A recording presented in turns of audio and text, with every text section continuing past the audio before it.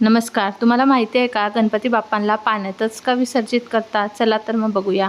अनंत चतुर्दशी हा गणेशोत्सव शेवटचा दिवस असतो. गणपती विसर्जन हे भाद्रपद महिन्यातील शुक्ल पक्षातील चतुर्दशी तिथीला केले जाते. गणपतीला जलतत्वाचा अधिपती मानलं जातं. मुख्य कारण तर हेच आहे की अनंत चतुर्दशीच्या दिवशी गणपतीची पूजा अर्चा करून त्यांना पुन्हा पाण्यात विसर्जित केलं जातं. म्हणजे ते ज्याचे अधिपती आहे तिथे त्यांना पोचवलं जातं. जेव्हा गणपती बाप्पांनी महाभारताचे लेखन सुरू केले तेव्हा ते सलग 10 दिवस अविरतपणे चालू होते.